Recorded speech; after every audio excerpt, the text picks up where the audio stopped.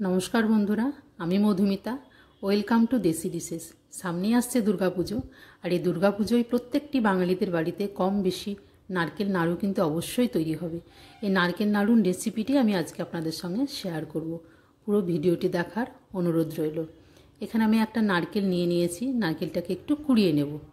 দেখুন, নারকেলটা আমার পুরোটা কুড়ানো হয়ে গেছে। এর মধ্যে যে কালো অংশগুলো যদি পড়ে থাকে তাহলে এগুলোকে একটু কিন্তু বাদ দিয়ে দিতে হবে। এখানে আমি একটা কড়াইয়ের মধ্যে যে নারকেলটা কুড়িয়ে নিয়েছি সেটা একটা বাটির মধ্যে নিয়ে নিয়েছি, যেটা হয়েছে 1 বাটি। ওই বাটির মাপেই কিন্তু আমি এখানে গুড় নিয়ে নেব। যতটা পরিমাণ নারকেল তার অর্ধেকের একটু বেশি আমি কিন্তু গুড় নিয়েছি। এর থেকে কিন্তু বেশি নেওয়া যাবে না, তাহলে কিন্তু নারকেল নাড়ুর যে স্বাদ সেটা কিন্তু ভালো লাগবে না। একটু হাত দিয়ে ভালো করে আমি গুড় এবং নারকেল কোড়ানোটা ভালোভাবে মিশিয়ে নেব। এভাবে মিশিয়ে নিয়েছি। চলে এসছে, আমি গ্যাসের উপর বসিয়ে দিয়েছি। এখন কিন্তু গ্যাসটা হাই ফ্লেমে দিয়ে একটু ভালো করে ফুটতে দেব।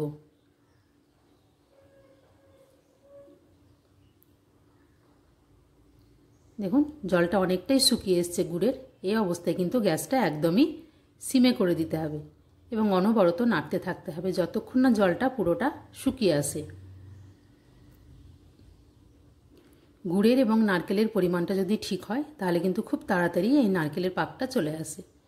অনেকটাই জলটা মরে গেছে। এবার আমি দিয়ে দেবো এখানে এলাচের গুঁড়ো। 2টো এলাচের দানাকে আমি একটু চিনি দিয়ে গুঁড়িয়ে নিয়েছিলাম।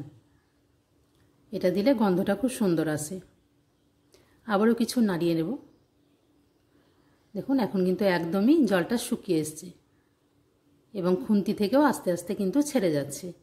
কড়াইয়ের গাটা কিন্তু আস্তে আস্তে শুকিয়ে যাচ্ছে এবং নারকেলের রঙটাও কিন্তু চেঞ্জ হয়ে গেছে, সাদা হয়ে গেছে একটু। এই অবস্থায় বুঝতে হবে যে পাকটা একদম হয়ে গেছে। গ্যাসটা আমি সম্পূর্ণ বন্ধ করে দিয়েছি। এখানে দিয়ে দিলাম আমি 1/2 টিস্পুন মতো ঘি।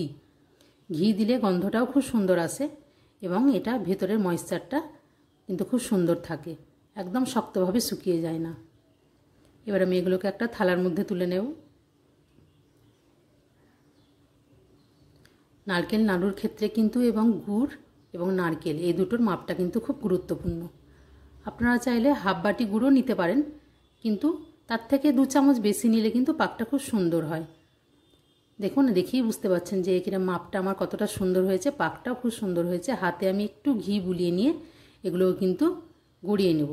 এটা কিন্তু গরম অবস্থাতেই আমি তৈরি করছি, হাতে কিন্তু একটুও লাগছে না। তার মানে পাকটা কিন্তু আমার খুব সুন্দর তৈরি হয়েছে। আপনারাও এই পদ্ধতিতে অবশ্যই বাড়িতে নারকেল নাড়ু একবার বানিয়ে দেখবেন।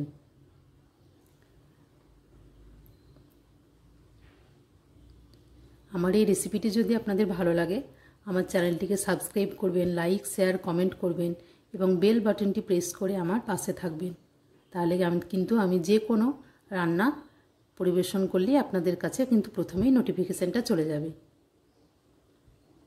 এদিকে আমি সব নারকেল নাড়ু কিন্তু খুব তাড়াতাড়ি বানিয়ে নিয়েছি। এগুলোকে 10 মিনিটের জন্য কিন্তু আমি ঠান্ডা হতে দেব। দেখুন, 10 মিনিট ঠান্ডা হয়ে গেছে। একদম নারকেল নাড়ুটা পারফেক্টভাবে তৈরি হয়েছে।